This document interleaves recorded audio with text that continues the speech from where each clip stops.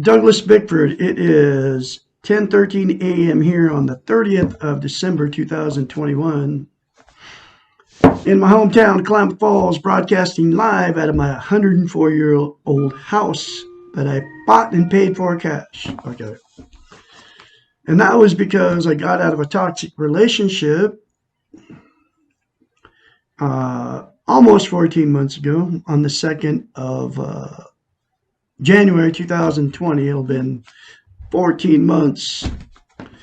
And I got in that toxic relationship because I had no self-esteem. So that's why I ended up teaching self-esteem. I started on YouTube. I started on the 19th of January 2021, or 19th of February 2021, out of this book right here. This book will teach you self-esteem. It will also make you healthy-minded if you do the concepts in this book. Okay. And the first concept, and it's written by a doctor of psychology here named Susanna McMahon. She's 73 years old, lives in Madrid, Texas, with her husband. Okay. She was a psychiatrist, a therapist, a counselor many years. I'm not sure if she's still in practice right now, but anyway, in this book, the very first concept, very first thing it teaches you is how to attain self-esteem. And just one of the concepts in this book to do that is called mirror therapy. And it comes from a psychiatrist, folks. It doesn't come from me. I learned everything I'm teaching here from this book. You look yourself in the mirror, say, I love you. Say, I love my inner child. I'm nurturing and take care of my inner child. I acknowledge I have an inner child. And I'm worthy to be loved and worthy to love. Those three things in the mirror will give you self-esteem on steroids, guaranteed, if you do it. And you keep doing it. And self-esteem is how you feel about yourself inside. It's also called self-love, self-confidence, self-worth. It's absolute necessity. It's the most important thing you can have as a human being. And that's because you cannot love without it, you cannot be loved without it, and you cannot be content. Okay.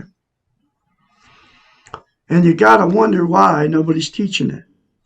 And that's why I am teaching it on YouTube here, because I had none for 65 years of my life up until about January, February of 2021. I started getting it.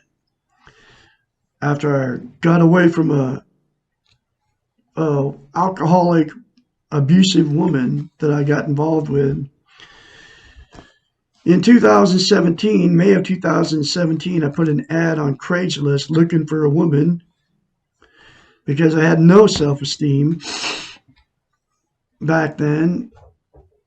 Even though I had everything. I had a thriving business in Spokane, Washington on a hot dog cart in front of the courthouse.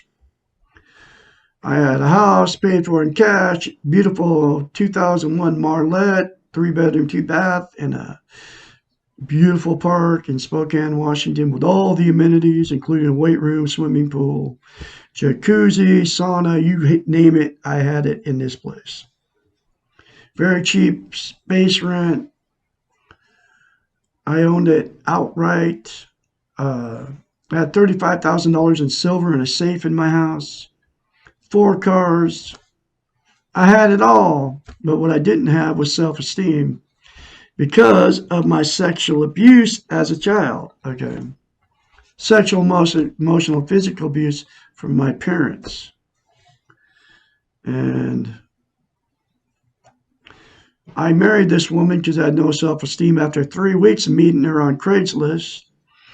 I married this woman after 3 weeks, even though the very first date, the very first conversation, she told me about how her husband and her of 15 years brought home a blonde bimbo from the bar for a threesome.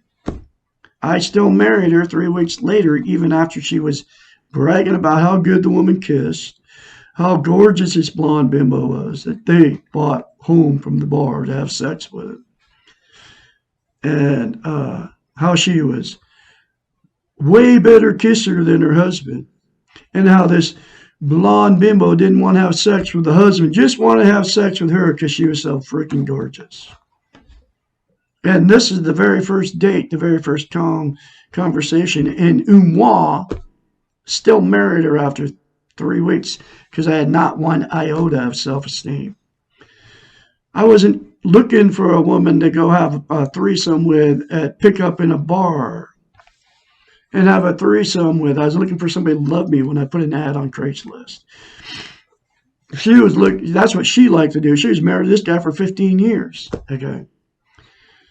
That's what she'd like to do for that 15-year marriage was drink, party down at the bar, and bring home blonde bimbos to have sex with. That's what her and her husband liked to do. And she was married to the guy, like I said, for 15 years.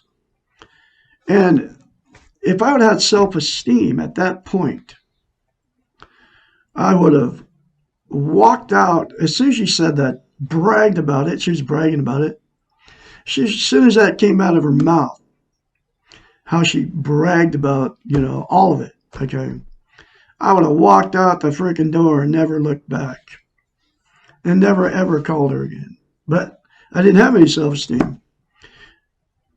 And I couldn't assert myself because, that's what happens to us when you don't have self-esteem. Anyway, so I've been married 4 times because you can't love and be loved without self-esteem. And there's billions of people on the planet in the same boat. Because, number one, nobody's teaching it. Nobody's telling you how to get it. And nobody's telling you how simple it is. And nobody's telling you how important it is. I mean, all over, you don't hear the word self-esteem. It's like a taboo subject. And that's why Umwa is teaching self-esteem on YouTube. And I'm going to continue to do this. It's my life's mission to teach self-esteem. And because absolutely just what I said, nobody's teaching it, nobody's telling you how to get it, and nobody's telling you how simple it is, and nobody's telling you how important it is on the whole, all the social media. She wrote this book in 1992, before social media was ever even existed, okay? So, and she talks in this book, the whole book, every chapter talks about how we've been trained and taught not to have self-esteem. And that's exactly what's going on with Facebook and the television. That's why nobody ever talks about it. I don't care where you go. There's groups on Facebook that say self-esteem, but none of them tell you how to get it. I'm the absolute only one on the internet, on TV, because I'm on TV now, teaching you how to get self-esteem. Really, literally. Douglas Bickford in Klamath Falls, Oregon.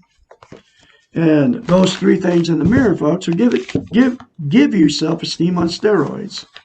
Then get this book in a link. It's in a link in the description of every video I put up. It's very cheap, between $5 and $15. There's many more concepts in this book that will make you healthy-minded. But the first thing she teaches you is how to attain self-esteem. And that's what the 3 things in the mirror are. It came from her. It doesn't come from me. And it works because it changed me from the inside out. I'm full of self-esteem now because of mirror therapy, and it's because of Susanna McMahon. I would love to give this woman a big hug, but she's nowhere to be found. Okay. That's because she's a real deal. She's a real doctor, unlike all the other so-called doctors on YouTube, right? Anyway, here's the thing about mirror therapy, right? Everybody's in front of the mirror every day. We all are. I don't care, You're putting your makeup on as a woman, you're brushing your teeth, or you're shaving as a man, right? We're all in front of the mirror. And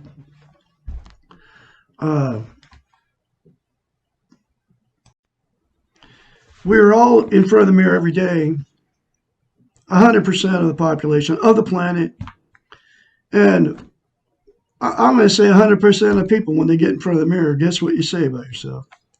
I'm 66. I just turned 66, and you see your wrinkles, and you see, that sags under your eyes and all that stuff, right?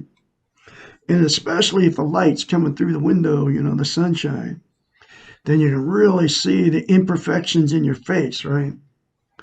You look at your body and you're overweight, you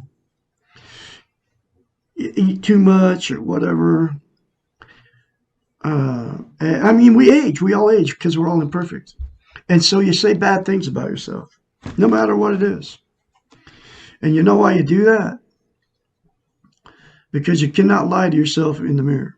Okay, so you say exactly what you are and the way you feel about yourself in front of the mirror. It's very easy for you to criticize yourself. And like I said, you can't lie into the mirror. In the mirror, it's a psychological event that happens. You cannot look dead straight in your eyes and say, I love you. Say, I'm worthy to be loved and worthy to love. Because you don't believe it about yourself, because you can't lie to yourself in the mirror. But you can very easily say bad things about yourself in front of the mirror. Because that's what you believe about yourself. It's all true, folks. It all comes out of this book right here. That's why she told her clients to say, I love you in the mirror, okay? And to say good things about themselves in front of the mirror. She's the one that taught me how to do it. And it works, because I had not one iota of self-esteem because of my sexual, emotional, physical abuse, like I said, as a child, okay? You can all have the same thing, okay? Everybody on the planet can attain self-esteem, and those three things you have to say to yourself to attain it.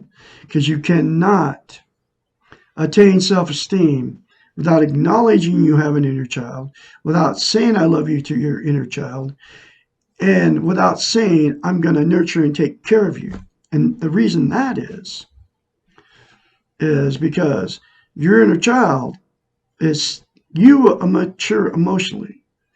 And your inner child stays stuck at the 2-year-old level, and we all have an inner child, man or woman. And it's a guardian of your emotional warehouse. All the bad that's been said to you and done to you your whole life is stored inside of you. And that's why you can't talk about it, because this little 2-year-old living inside you is not going to let you at it until you acknowledge it exists. You say, I love you to it, and you say, I love you. I'm going to nurture and take care of you from now on. And then once you do that, it all comes from her. It will let you at all those stuffed pain that you've been stuffing for years. Okay. It happened to me. I'm still releasing the pain I've stuffed for years. I mean, for 65 years, I stuffed all this pain. And the problem with it is, and I'm talking about you stuff it by not talking about it. You don't talk about it.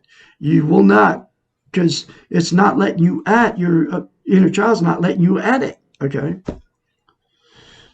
And nobody knows this stuff, and that's why I'm teaching it.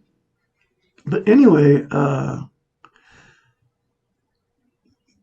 emotional pain that you stuff, that you never talk about, never goes away. In fact, it gets worse.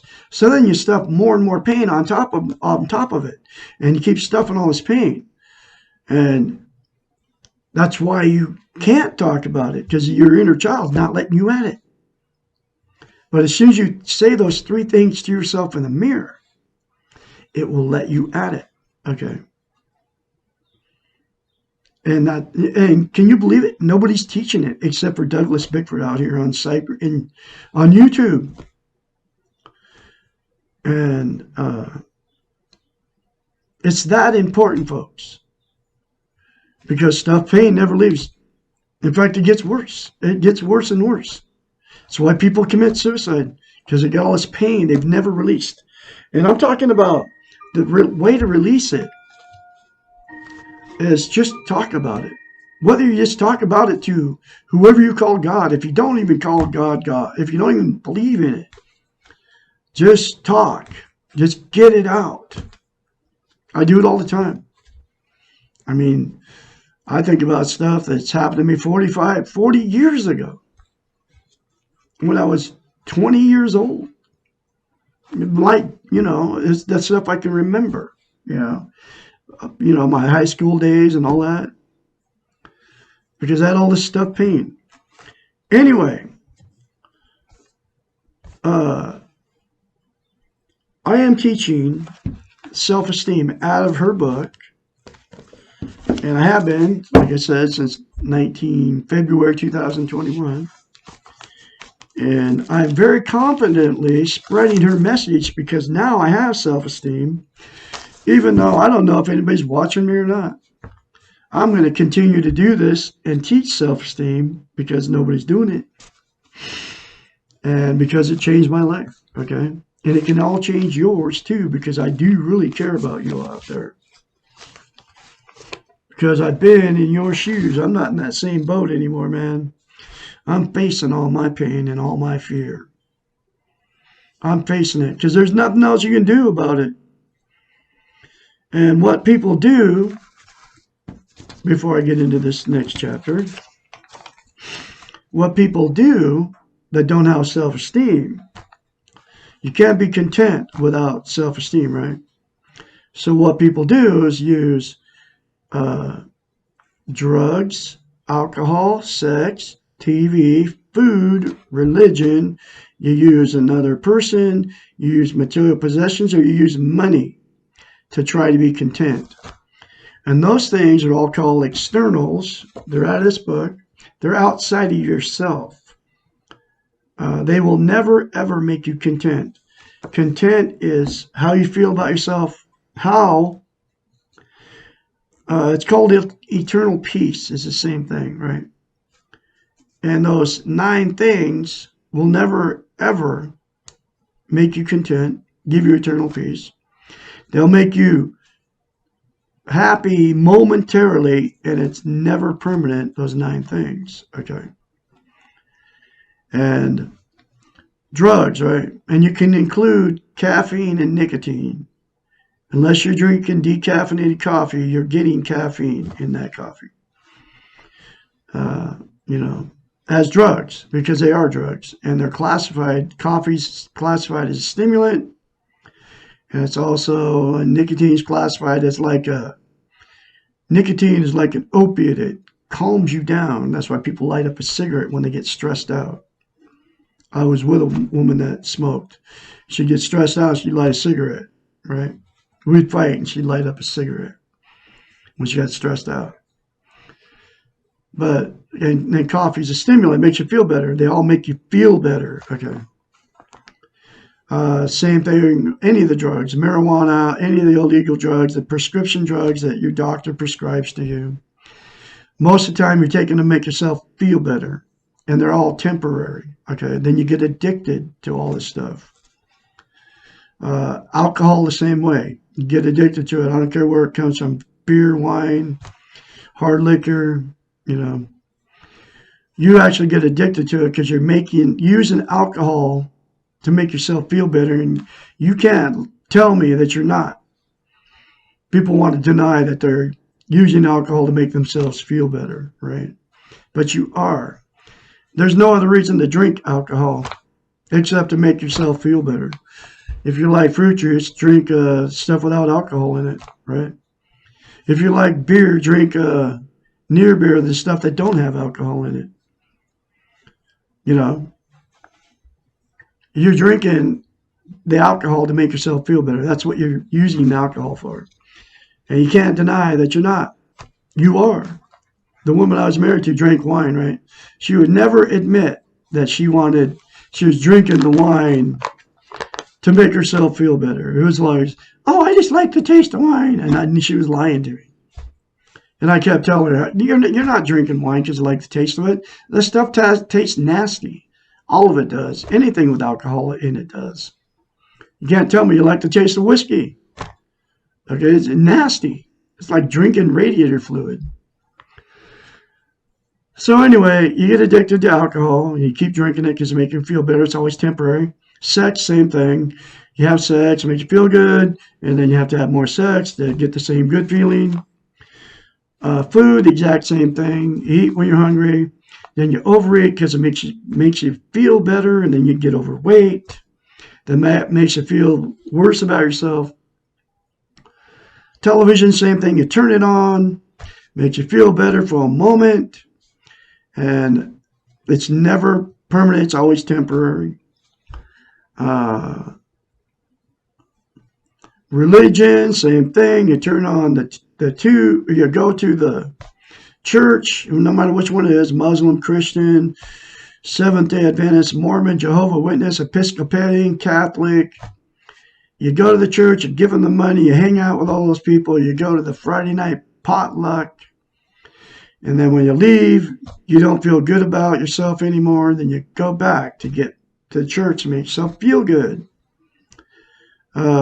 Material possessions, same thing. It doesn't matter what it is. You buy something new, you buy something used. You go to a thrift store. You buy a bunch of stuff you don't need at a thrift store because it's cheap. Makes you feel good to buy all this stuff. Then you take it home and you never use it.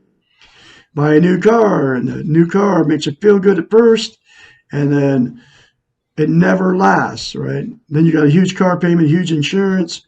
Got this new car sitting in your driveway. Can't even buy a freaking pair of underwear because you got a new car sitting in your driveway. And it just sits there, and you use it to go back and forth to work. But at first, it feels really cool. You know, clothes, shoes, doesn't matter what it is. You got boxes full of junk in your house. You got closets full of clothes. You got 100 pair of shoes in your closet. You go buy another pair. Initially, it makes you feel good. And then that good feeling goes away, so you go buy something else. Well, no matter what it is. A fancy dinner at a restaurant, right? Woo, it feels good to, get waited on and all that stuff. It's always temporary. People, you get in a new relationship, right? You're all happy. Woo, wee, I feel good. Can't wait to be around them. You hang out with them. Can't wait to sleep with them. You can't wait to move in with them. And it never lasts. And then you move in, you get married or whatever you do. And then the new feeling goes away. And then as, relationship, then you start fighting and arguing with these people. And then you cheat on them. And then all the drinking and going to the bars and flirting in front of your spouse with other people, It never lasts. It's never permanent. And then money, exact same thing. Get a bunch of money, spend it, save it, whatever you do with it. It feels good when you first get it, and it never lasts. It's never permanent. The absolute only thing that will make you content, eternal peace, is having self-esteem, attaining self-esteem. And the three things in the mirror, folks, will get you self-esteem on steroids. I kid you not. Anyway, so now I can go to the next chapter out of this book. This is my fourth time going through this book. Why can't I have a good relationship? Chapter 64. This question is frequently asked by those who are desperate for someone to love them and for someone to accept them as they are and to fill their needs. This is too much to ask of anyone else. The paradox here is that no one else can give us what we are not willing to give ourselves. If we love ourselves, accept who we are right now, and fill our needs, we will not be desperate for relationships. And when we are not needy or desperate, good relationships occur. If we do these things, love ourselves and take care of our needs, we will not need to be in relationships. We will be okay with ourselves, just the way we are. If we're not okay with ourselves, we will be attracted to relationships that are destructive and others who are not okay with themselves will be attracted to us. This has happened to me. I haven't jumped back in another relationship for almost 14 months now. But every marriage I got into, I jumped right back into another relationship before I ever went through the pain of losing that person, whoever was what. My third wife, I jumped right back in a relationship the day that we got divorced. And I was married to my third wife. Her name was Erin for 10 years. The same day I signed the divorce papers, I jumped back in another relationship with a woman named Donna that I met on the internet through YouTube because I was into the conspiracy stuff. I jumped back in right this the day I signed the papers, okay? And there's billions of you doing the same thing because you don't want to face the pain of the breakup, because it's very painful. But the very last marriage, man, I learned my lesson, okay? I have not. There was a couple times that I, started talking to women or whatever. And it only took an hour or so for me to figure it out that I couldn't get in another relationship until I got healthy-minded, okay? So I'm not desperate. I'm happy with the way I am right now. And it's a process. It takes time. It doesn't happen overnight. I had to go through, and I still go through pain, okay, from that 3.5-year marriage with her because I fell in love with her. She married me for my money. I didn't know. But anyway, I will never be in a toxic relationship again. The next woman I meet will love herself and not be desperate for a relationship, just like I'm not desperate for one. Okay, let's see. If we love ourselves, accept who we are right now, and fill our own needs, will we not be desperate for relationships? And when we are not needy or desperate, good relationships occur. If we do these things, love ourselves and take care of our needs, we will not need to be in relationships. We'll be okay with ourselves. If we're not okay with ourselves, we'll be attracted to relationships that are destructive, and others who are not okay with themselves will be attracted to us. It's almost as if we were invisible to ourselves, but visible to others. Neon signs on our foreheads which attract others with the same signs. If we have self-esteem, we attract others who also have it. Okay? And those 3 things in the mirror, folks, will give you self-esteem on steroids. I kid you not. If we do not love ourselves, we attract those who also do not love themselves. Because you can't be loved, and you can't love without self-esteem. And that's why that relationship, like I said, will turn toxic, okay? Good relationships are comprised of healthy people. A relationship cannot make the people in it healthy. If you're looking someone else to take care of you or to make you happy, the person you will attract will most likely be looking for someone to make him or her feel loved. That's exactly what happened to me. I was looking for somebody to love me. She was looking for somebody to take care of her, okay? Because she had no money, okay? I had all money coming in. The relationship that follows will not be healthy. Both of you will get caught in a vicious and destructive cycle of trying to get your own needs met by someone who is also very needy. Oftentimes, the only way out of the cycle is to end the relationship, and that's exactly what I did on November 2nd, 2020. I had to leave because she was threatening to kill a 3rd cat. She'd already killed 2. Okay. And it woke me up. I call it God. I call God the Great Spirit who woke me up on the 2nd of November 2020 to what I had married. Because I knew there was something wrong in this marriage for 3.5 years. 2 months in, I knew something was wrong. But I didn't know what it was. And it was because neither one of us had self-esteem, self-love. because you can't love without it. And there's billions of you in the same boat, folks. You're in it right now. You're in a toxic relationship, getting abused. These people don't love you, and you're getting abused because you need them. And the only way out is to leave, okay? Get self-esteem. Those 3 things in the mirror will get it for you.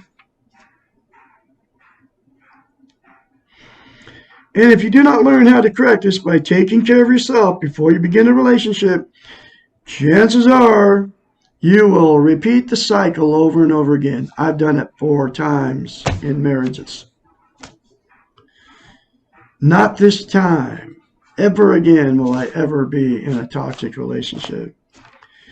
We have not been trained to know how to have good relationships. Nobody's teaching self-esteem, and the only way to have a good relationship is to attain self-esteem. Nobody's teaching it. Unless we are very lucky, most of the relationships around us are dysfunctional and frequently destructive to the participants. Most relationships. People are like, my son's in one, my daughter's in one. Everyone around me is in these toxic relationships. Because nobody's teaching them how to do it. How to have a good relationship. Because nobody's teaching self-esteem. That's why I'm doing it. Our movies, television, music, and fairy tales all foster the illusion and expectation that the perfect person will suddenly appear and we will fall madly in love and nothing else will matter. This fantasy of relationship is similar to an addiction that someone else will take us out of the reality of life and everything will get better. If we believe this fantasy, we will quickly discover that the price for the high is not worth the low. Bad relationships cost too much. They are emotionally draining and kill the spirit. All addictions, including relationship addictions, like the 9 things, folks, all those things are addictions that I told you about. And a relationship addiction is an addiction, are against the self. They stop us from functioning to our best of abilities. They detract us from the real business of life. They misuse our energies and they kill our creativity. Having no relationship is better than having a dysfunctional one. Besides, did you hear what I just said? Having none is better than having a dysfunctional one. Okay. This is reality, folks. Like, I've been romantic relationship free for 14 months. And I'm getting over the pain, finally, because the pain is going away of me breaking up with my 4th wife. Okay. Besides, there is no such thing as no relationship because we are having a relationship with ourselves. Focus on this one. This is the only one that you can control. This is the only one that results in a change that makes you balanced and centered. The only good reason to want a relationship with someone else is to share yourself with the other.